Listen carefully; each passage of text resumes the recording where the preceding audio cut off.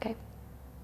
Okay. Hi, everyone. My name is Aneesa Shami Zizzo, and I'm the director of Studio 203. Thank you for joining us for this artist talk with Spool. I'm really excited to get going. But before we do that, I just want to say a few things about upcoming events that we have. And I also want to thank Textile Arts Los Angeles for sponsoring this event. If you don't know them, they are an organization in LA that is dedicated to promoting textile artists and the textile arts in Los Angeles and Southern California. So thank you to Textile Arts LA for this. We're also hosting an embroidery on knits workshop tomorrow with Textile Arts LA as well. So if you're in the LA area and you want to come by and hang out and learn how to do duplicate stitch on knit fabric, that should be a really fun time. We have a couple of spaces open still. So sign up on the link in the description below if you are interested in that. And then one more event that we have coming up in November is our Art Smash. So we are inviting previous artists who have shown at Studio 203 to share small works and participate in a holiday market, which we're really excited to start on November 26th. So come by and join us for that. More information will come soon, and sign up for our newsletter if you want to stay tuned for that. But yeah, so let's launch into the discussion. Today we have artists Lydia Tjioe Hall, Elise Preiss, and Jennifer Reifsneider, and they're going to share more about their three-person artist collective, Spool. And this artist talk is in conjunction with Spooling, which is our current exhibition. And you can kind of see a little bit behind me some of the Spool ephemera, which we're going to talk about shortly. I'm very excited. So yeah, I just want to kind of dive in and talk about how Spool was created. So from my understanding, Spool was formally created in 2016, and then your relationship had existed long before that.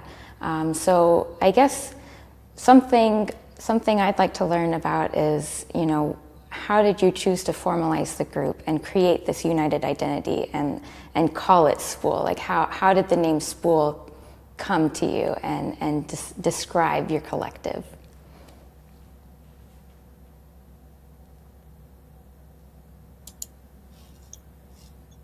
Go ahead, Jen. I was going to say, go ahead, Elise. This is how it works. This is how it works. Well, we all met in the grad program at Cal State Long Beach, and I think we had a lot of creative connections then. I shared a studio space with Lydia, and Elise shared some studio space, and we just kept that connection after we left school. We would visit studio spaces and work together. So we would visit a lot for meals, and it was at the Village Bakery and Cafe in Atwater Village where we sat down with pen and paper and started brainstorming how we could stay in touch. Because I, in 2016, was leaving LA to move to Missoula, Montana.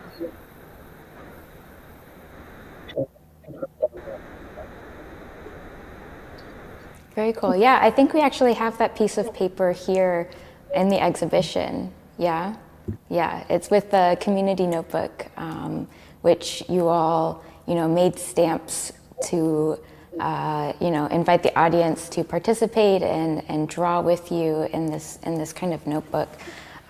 So another aspect of Spool, really quick before we get back to, how it was formally created. But one of the things that I really like seeing with you three is how you collaborate together. And one of the things that is in the exhibition is a notebook or a journal that you mailed back and forth, and you would work on certain pages and then send it to the next person, and they would do a little bit more on it. And it's a really beautiful, special journal, and it, you can't tell that three different, people worked on it. So I'm really interested in how, you decided to create this journal and how it became part of the conversation of Spool.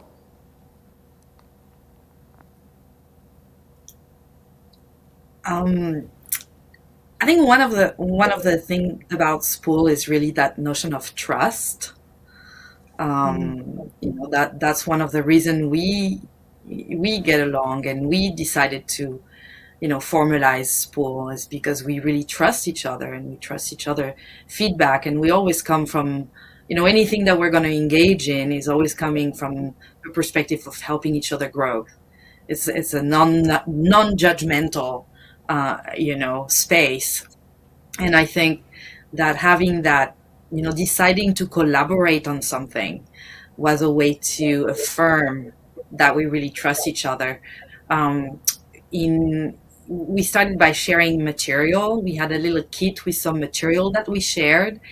We all went downtown LA to Michael Levine, not sponsored, and we purchased some material, and we decided to create piece out of that material.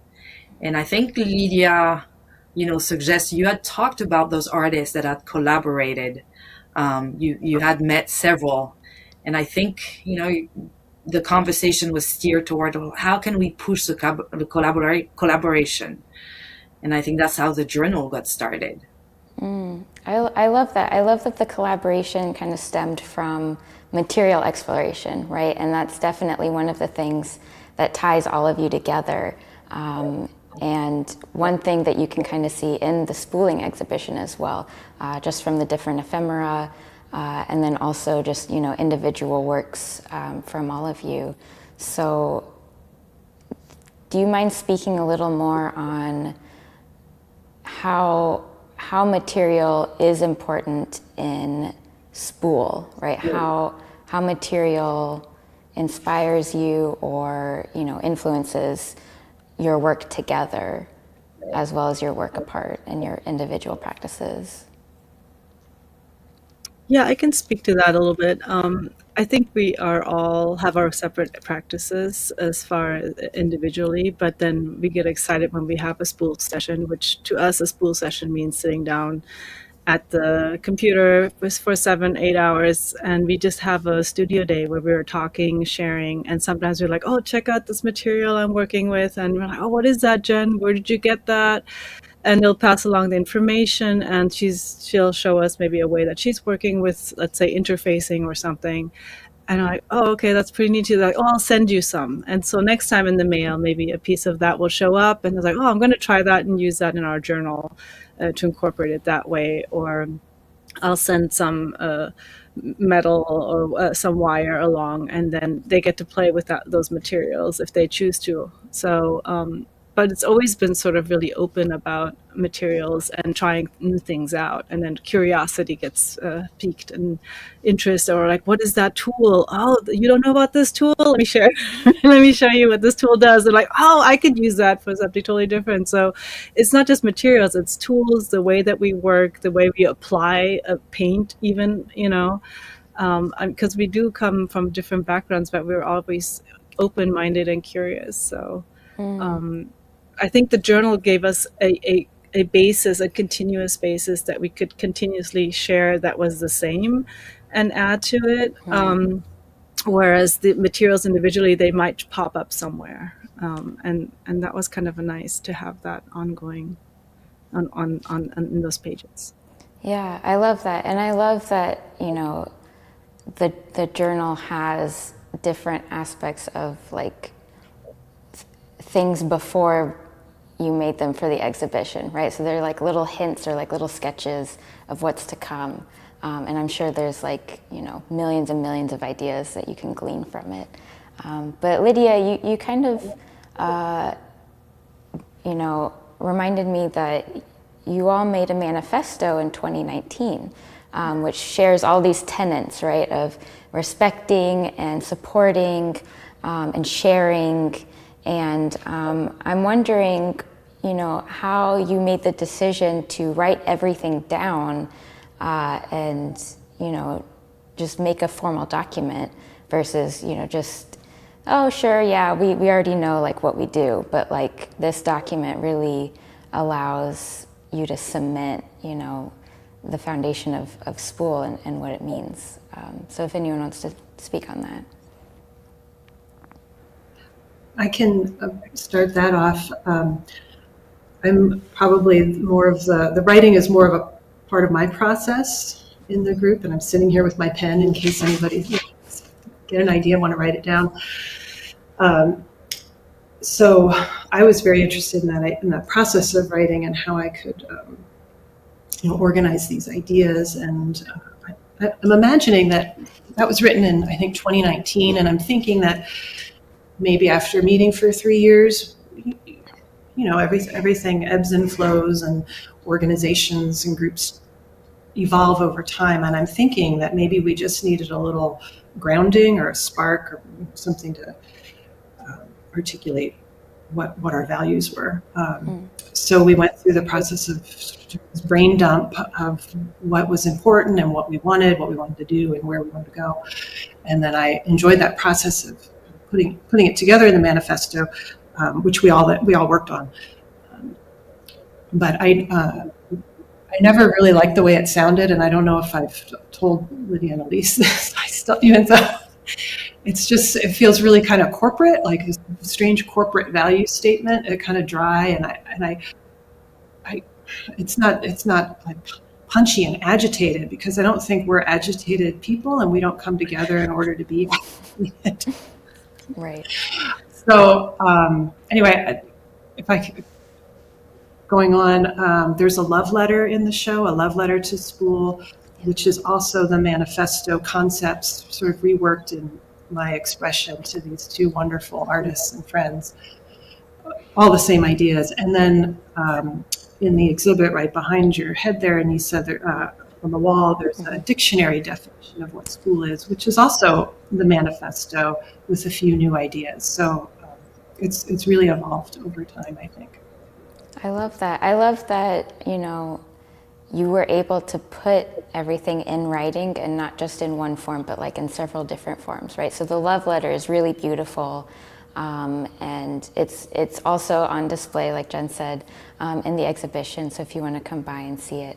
But you also, posted the manifesto in like a really beautiful Spool box.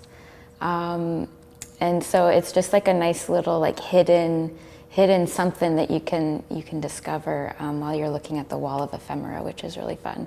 And then yes, of course, the definition, which is yet another way to just reiterate. And I really love that that you've done all of these different forms of it. I guess, let's bring it back to the ephemera. Let's talk about how these little tiny objects, came to be. Let's talk about the care packages you send one another, kind of synonymous with the journal that you send back and forth. I think it's a really great way to just, share your love with one another, and again, like strengthen the fact that Spool was founded on friendship, and is one of the like main unique, aspects of Spool.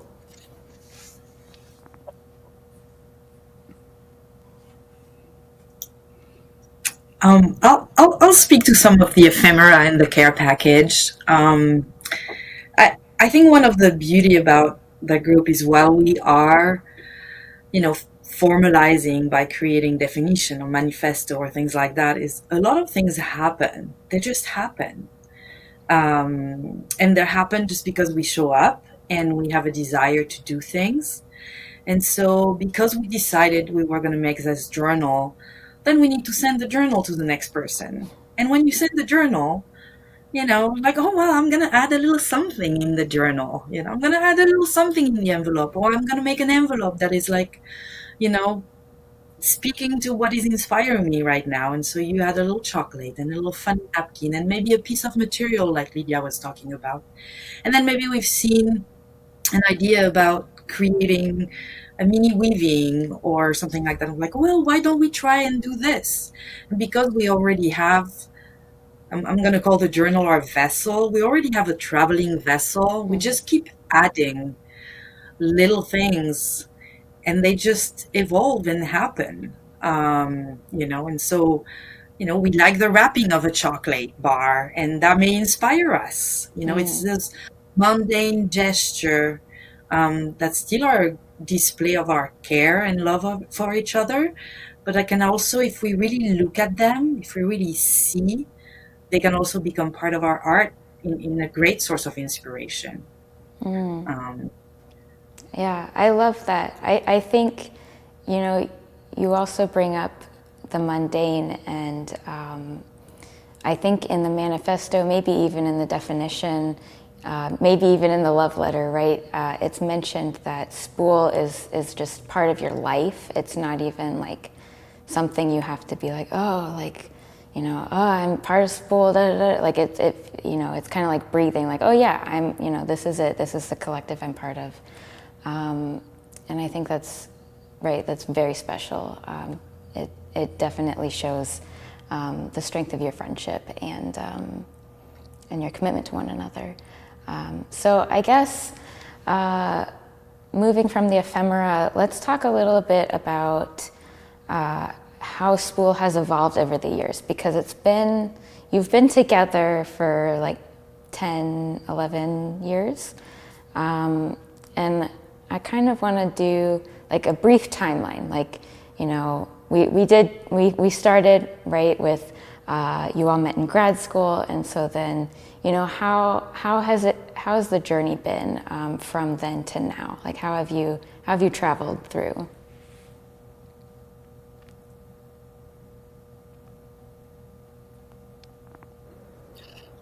Well, I think we've gone in deeper over time. We've become more interested in the process rather than tired of it. We started out, we wanted to meet quarterly, I think we said, make sure we have a phone call. But now we get together once a month for a full day. And then I think in 2019 or 2020, we developed a virtual 2-week residency, and we came up with a plan of activities and we had the materials to go along with it. We each had a journal and some directions and our lists of our daily activities, creative activities, and then we met and compared all of our objects and thoughts that happened. We were sharing all of these materials, but not actually making an artwork or a finished piece, actually. And then one day it just happened during one of our phone calls. I was braiding here in Missoula, and then Elise said in her studio, oh, I have some rope. And she grabbed a tremendous amount of sailing line, and they started braiding there and shipped it here. It just turned into an artwork that we got to exhibit in a group show up in Butte, here in Butte, Montana. And we started talking more about an exhibit. And so here we are at Studio 203. So we've just gone farther and farther in, which has been exciting. I think we all share a curiosity, and we want to grow. We want to pursue this and stay focused. I know you both have things to add to that. Yeah, I think part of the manifesto also had like goals that we wanted for ourselves. And I think that's the great part about having a sort of formal document, is because it does keep us accountable, not only to each other, but to show up, but then also, hey, the greater goal is actually maybe to have an exhibition. How do we go about that? How can we make this happen? And, so that's been on our minds too. We didn't quite know how that was going to manifest. Even last year in Butte, we didn't really know that was a possibility, and here we are. And it's just a matter of working together and making connections, and then connecting with you, Aneesa, and talking about our ideas, and then having somebody be so enthusiastic about wanting to take on our spooling to kind of uncover it with us. Yeah, I think it keeps us true, having the manifesto, kind of something that we've discussed in the past, and maybe like, hey, let's look at that again. And Elise definitely, gets us going something. she's the whip.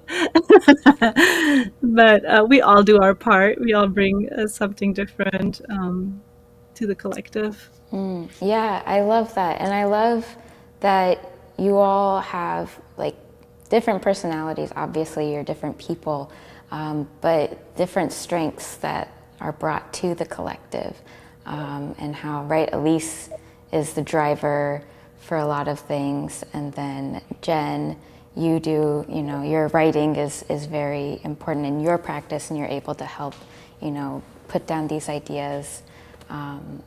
And Lydia, you kind of bring both of these worlds together, right? Because you do both the metal and the fiber, and you're the nice overlap, right? You're the nice like belt buckle, I guess. Okay.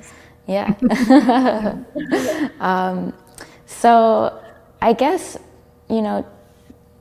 Aneesa, oh, yes, I'm sorry. so sorry I'm interrupting. Go ahead. But one of the, when we talk about how we have changed and how we have evolved, I think one of the biggest change that has happened with the exhibition that we participated in Butte and this exhibition and meeting with you and having those conversations with you is going from private to public.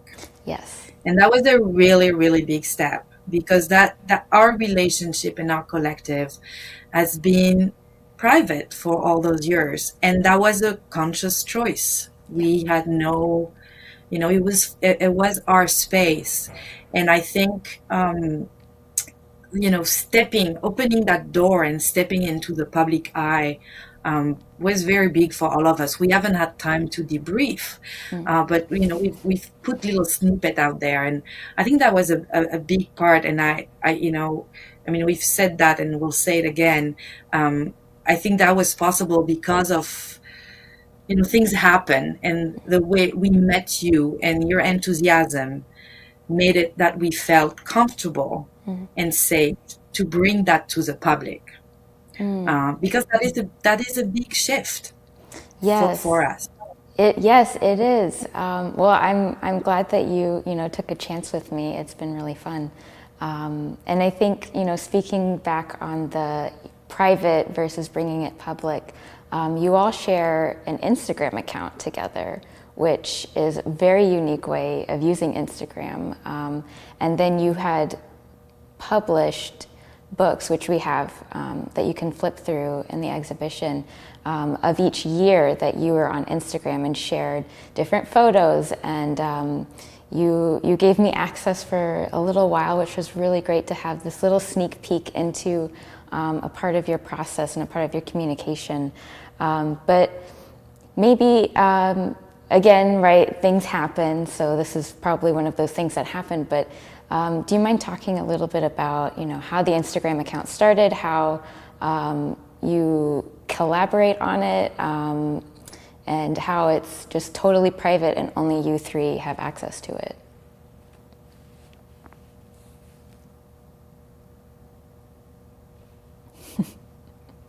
Well, I think Elise was the one that actually said, "Hey, there's this thing we could share images, because rather than texting things to each other constantly, it's this thing Instagram." I'm like, okay, I don't know, let's check it out.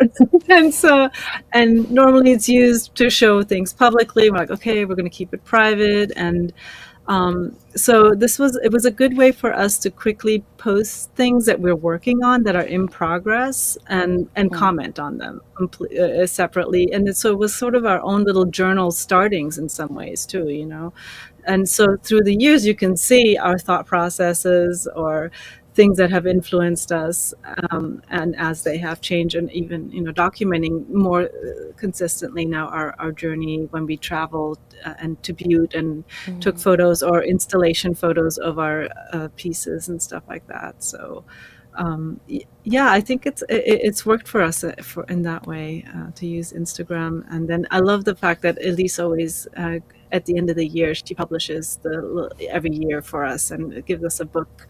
So we have little spool books for each year to look back on, to actually have a physical. I think we're still sort of the generation of wanting journals and physicality of things that are not just existing somewhere out in the universe. But Sure. Yeah, that's what I have to say. Love it. Anyone else? It was an interesting process to bring you in, Aneesa, to have that first bit of the public eye. And some of the posting slowed down because I think there Interesting. was, since someone is watching, but we knew we were going to put books out for total strangers to flip through. So thinking about materiality and um, how the how we share the information, the format, what is personal and private is, and looking at a book is more personal, but at the same time, it's one step removed from the platform where we're actually taking action in the moment. So, in my mind, I like turning those ideas about time and material around in my head. So it's, and again, we haven't really talked about it too much because it's all been pretty quick in the last few months. Sure. Getting the show together. Yeah. Yeah, it was very interesting for me because, no one else follows, and it felt like I was like, voyeuristic, like, oh, I shouldn't be looking, but I loved it, and it was also very funny because I'm like, oh, I want to like these things, or I want to comment on these things. I'm like, no, I can't. Like, this is your journal. I can't talk on here. But yeah, the books are really beautiful and really special. And definitely like a great way to share your thought process and your way of communicating. Elise, do you have anything else to add, or? Well, I think this is if you think of when people used to write journal, and we know a lot about the past, we know a lot about history by looking at journal. We use this as our own archive, and like, do you remember when we did this? Do you remember we saw that exhibition, we saw that artist? Do you remember? No, I don't. Well, we can go back to our journal and we can be like, oh yeah, I know where it was. And it's and the physicality makes that retracing back much easier than scrolling through a screen, at least for me. It brings me back to the experience of being in the space and seeing how somebody is making clogs, or how somebody is, or when Lydia gives us her sculpture to take to France, and Jen and I went on a little trip and we took it with us and we took photo, and so we can. She was like, well, when was it? Where was it? Well, we can go back and say, yes, it was exactly there. And those photo and those book, they act as those physical marker of the memory and of the experience. And so I think it's taking something that is supposed to be extremely public and to communicate, with the world, to really support the private aspect of our group, but also to support its history, if I may say it that way. So we have that thread. We know what happened and when it happened. Yeah, you are very good about keeping archives, I guess. And the ephemera especially, we had a lot of fun laying everything out, and choosing what to go on the wall. So it's really cool to see that you keep collecting, and you keep track of how Spool has been over the years, how you've changed, how you've grown, all of those good things. So I kind of want to switch gears a little. We've talked about the collective, so I want to talk a little bit about how Spool has influenced you individually with your practice.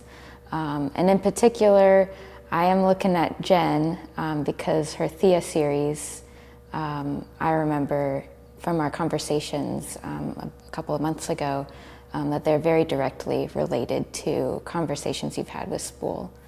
So I'm wondering if you could speak a little on that, if I can put you on the spot. That's right.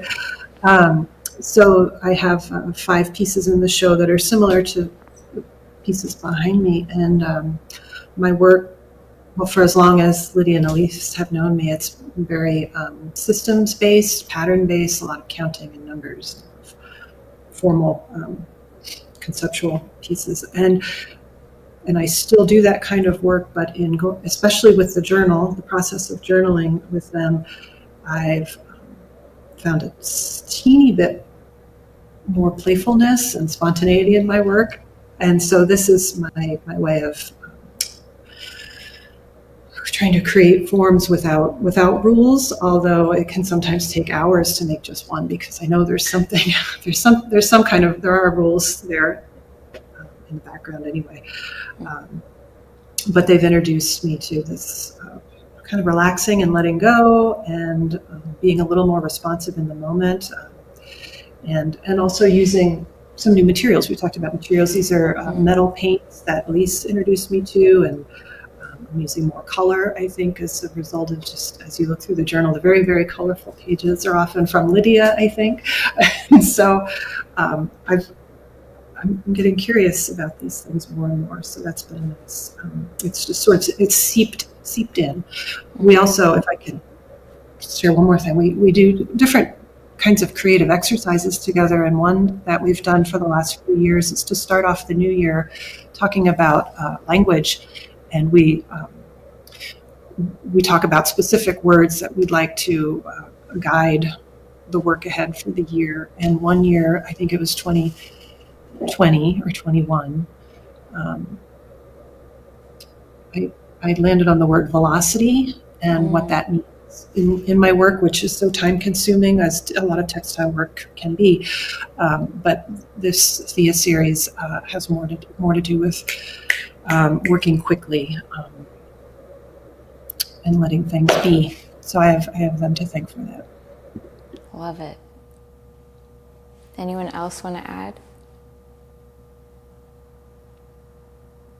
Yeah, I have to say, Spool has always been a safe zone, not just for art, but for any kind of conversation. And I think the beauty of it is that we could just talk and listen to one another. And often it does come back to art making and our processes or things that we are struggling with. And one of the things that I was struggling with recently was putting this show together at Studio 203, how to place those window in the sky pieces, because I had made them, but I had seen them for the first time together in a room on the wall at the studio. And I don't have a studio space big enough to actually try that out. And so I had to come back several times, as you know, Aneesa, to figure out what is that I want to convey. And Elise and Jen were very patient with me, and they said, think back of why you did this series, what connects them, and just listen, go back to where the origin came for making this work. And I was like, okay, this is the work I got to do in order to get this thing right. And it was a big struggle for me, and it was also kind of put on the spot, like I have to put the show up, I'm not sure if I'm going to be able to figure this out. But just the fact that they trusted me and knew that it was in there, I just needed to figure it out and have quiet time.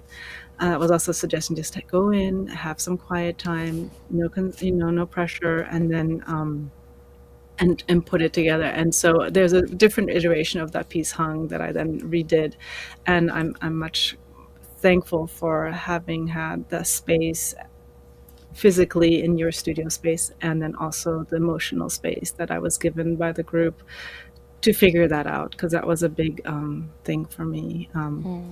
So thank you. I haven't said that. Elise, anything to add? Yeah, I think for me the beauty of Spool is I consider it kind of like my playground. I get to play with my friend, and I get to experiment, and nothing is off limit.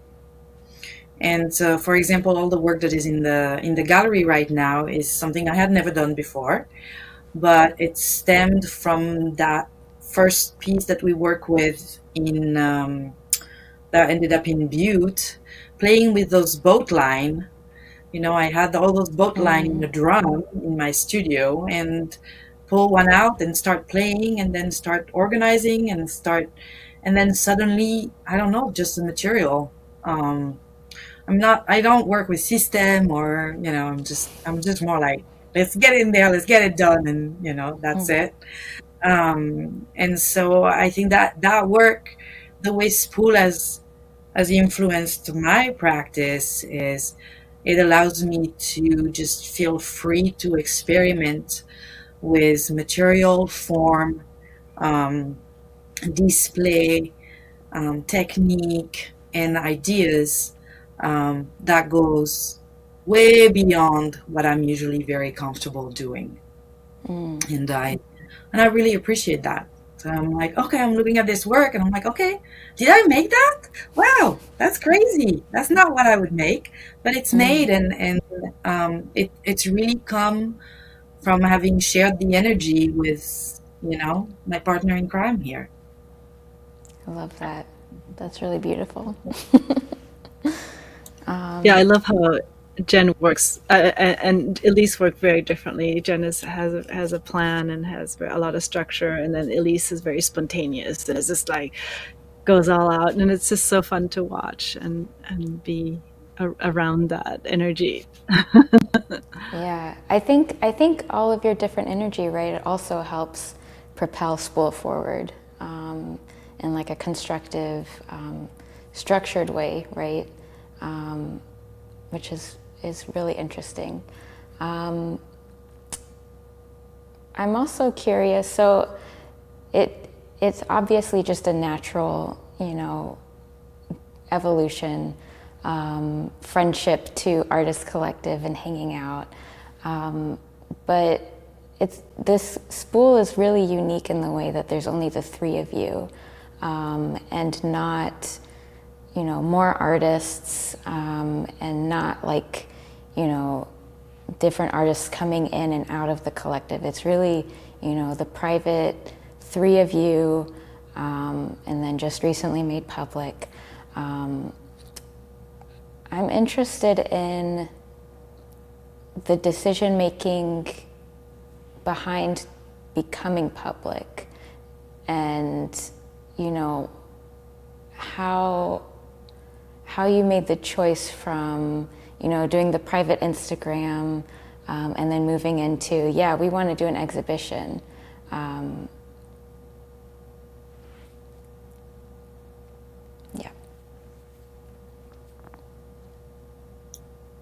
Okay, I'll go ahead. I, Spool is loops, okay, spelled backwards. And so I think that there's this notion of we're starting somewhere, we're going somewhere, then we're coming back where we are, we're going. And I think I mean, we've talked about it, but we're also, there's also so much discovering things since the show has been up. I think there comes a point where we had this manifesto, we had those goals that were set for ourselves, which is we wanted to have an exhibition. There's also so much you can do just with three people. I think there comes a point where you get almost to the end of that loops and opening it up to the public. We're getting so much feedback and so much information, and it's kind of like re-energizing our group. And so I think, for me, at least right now, it feels like, okay, we've exhausted that private space.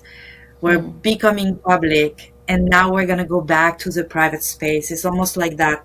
It's almost like a pregnancy. You're carrying that baby, and then it's out, and then you're going to get to the next that is going to go out there. So I think that our group needed that public and that interaction in order to stay alive and stay, looping. Stay looping. I love it. Anyone else want to add, or?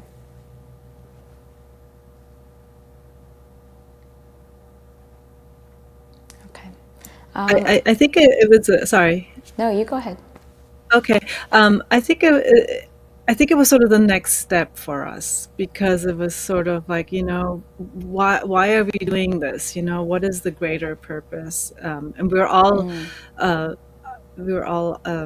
artists that are showing in some capacity or another in different venues, and so it felt right that we should try this out, to do this as a collective and see where it takes us. And like we said, we haven't had a chance to really reconvene and talk about it some more.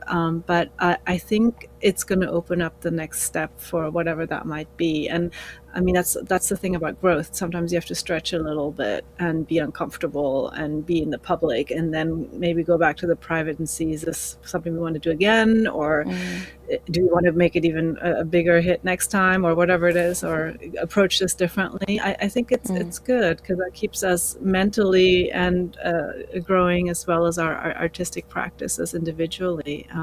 And we just want to travel and see each other. I think that's the main reason. I love it. Understandable. All right, well, we have a few more minutes. If anyone wants to type questions into the chat, we can ask Spool over the next like 5-10 minutes. But otherwise, I think we've covered a lot of it.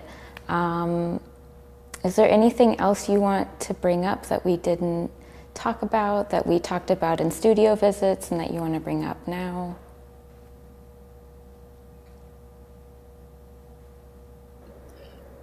Were you going to say something, Elise?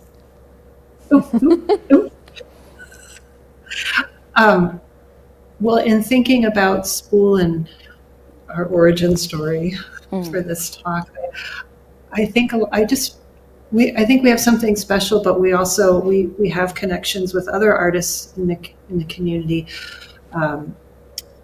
and Spool has allowed me to connect with artists up here in Montana in ways that I haven't before, which I appreciate. And so I'm thinking back again, because it's a loop, thinking backwards to Ruth Souza's mending group in LA. I'm not sure how the pandemic affected that and what the status of it is now, but she would open up her studio and just made this welcoming place for people to engage with materials, very egalitarian and gracious and welcoming and friendly. And I just valued that, being part of that while I was there. And I think she planted a seed that I think has influenced, blossomed in Spool a little bit for me. Yeah. Any other collectives you're part of, Lydia, Elise?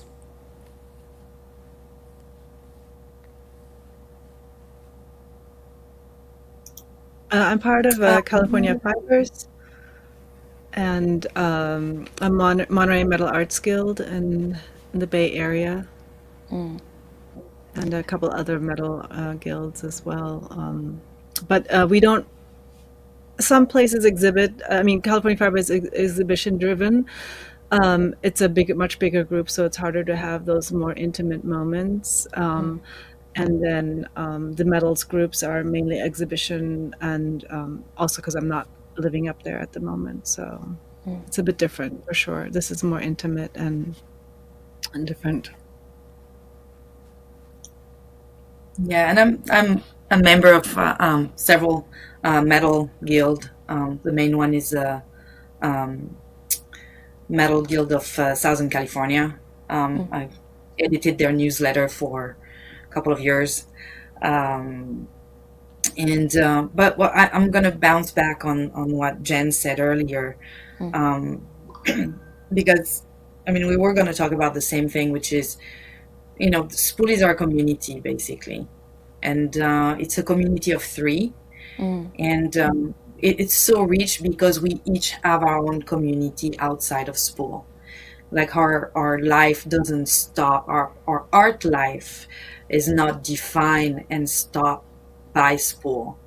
There is so much more that is happening with so many other people, like Ruth's Mending group, which I was a part of too, was wonderful. But there's so many other events that we can take part in, that makes each of us reach. And then when the 3 of us get together, like I get to experience what Lydia is doing, that I would never do for myself, or I get to experience what Jen is doing that I would never do myself. And so all the 3 things come back together and make Spool such the this beautiful space for us. So even though we're private, we still bring in what we do outside Yeah, in the our group. private and the public mixing. I love it. All right, so we have a question from Judith Jones, who is curious about the turnaround from one person to another when you're sharing the journal. Is it program time or is it free flowing?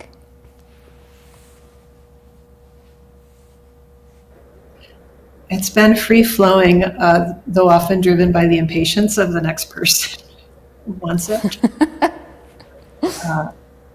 I know when I get it, I have to sit with it for a while and think about what I see, what the last person entered, and when it happens quickly. But it sometimes sits in my studio for a month or so. I think for the most part, kept it going in a particular order. Is that right? And our next journal is going to go in the other order.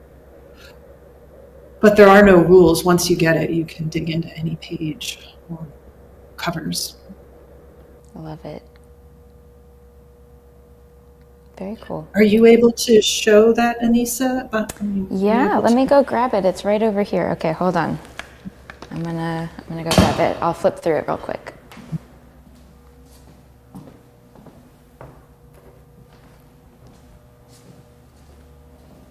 It's really beautiful. I love flipping through it. I flip through it probably like every day I come in studio. But yeah, here, let me see if I can, maybe I'll bring it back this way. So this is the title page, right? And then just some like really beautiful moments. Some of the writing, probably Jen, right? Elise and Lydia, have either of you felt like you've had rules, or how would you answer that question? I don't think there's any rules. I think there's it goes back to what we were talking about, the idea of trust.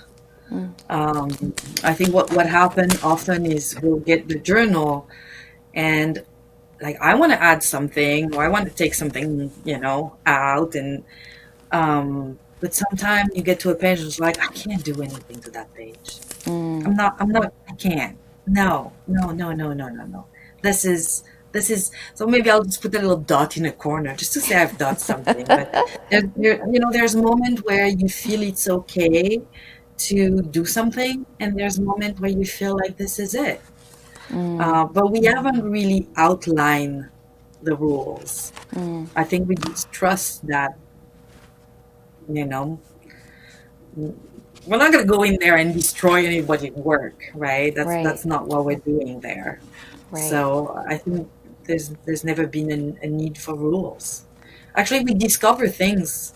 It's like, oh wow, we cut up something. Oh wow, we glued something. Oh wow, when we started, we had no idea, and then suddenly we get all the things in there. Right. Yeah, I love it. I love the playfulness of it. Yeah. All right. So I think that's it for questions. Any last minute comments from the members of Spool? No? Thank you for this opportunity, Aneesa, and for being so gracious with your time and just your vision. I think it was good for us to have somebody else that could understand and guide us through this process of becoming more public. And I think it was a really good match for us. Yeah, well, thank you. I really enjoyed this opportunity. It's been a pleasure. And Spooling is on view until November 19th, so if you're in the LA area, you want to come by, drop us a note. We're by appointment right now. And then we're hoping to get an online version of this going soon. So stay tuned for that if you can't come in person. But yeah, I think, this has been really fun. Thank you all for joining us. Thank you. All right. Well, we'll see you soon. Thank you.